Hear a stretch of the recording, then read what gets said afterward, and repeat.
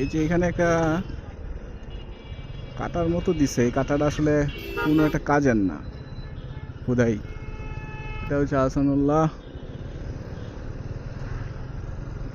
Varsity, মনে খুলে গেছে। স্কুলও খুলে যাবে কয়েকদিন পরে, 26 তারিখ থেকে মনে হয় স্কুল খোলা। লাস্ট যেদিন এই দিক দিয়ে গেলাম সেদিন প্রচুর জ্যাম ছিল। আজকে আলহামদুলিল্লাহ রাস্তা একদম ফাঁকা, খুব কমফোর্টেবলি যাচ্ছি। তেজগাঁও রেজিস্ট্রি অফিসের সামনে চলে আসছি। এখনও মনে হয় রেজিস্ট্রি অফিস সেরকম জমজমাট হয় নাই। ওই যে রেজিস্ট্রি কমপ্লেক্স ঢাকা,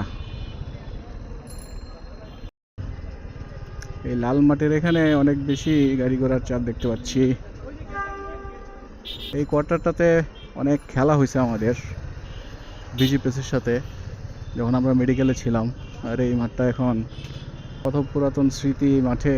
আরে সময় কিভাবে চলে যায়, আবার যদি সেই সময়গুলো পাইতাম।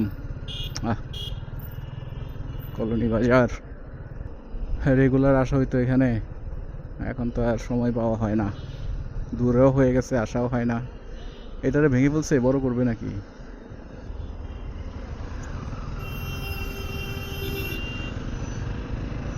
যাই হোক, বের হয়ে গেছি।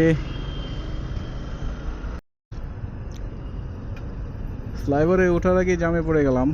কতক্ষণ লাগবে এই জাম জানি না, বাট সিগন্যাল তো সিগন্যালই, থাকতে হবে, ওয়েট করতে হবে, কিছু করার নাই।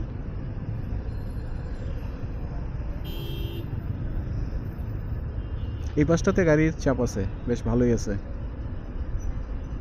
এই পাশটাতে মনে হচ্ছে যে ঢাকা আগের অবস্থায় ফিরে আসতেছে। ছাড়লো নাকি? না, ওই পাশটা এখনো ছাড়ে নাই। Stop recording.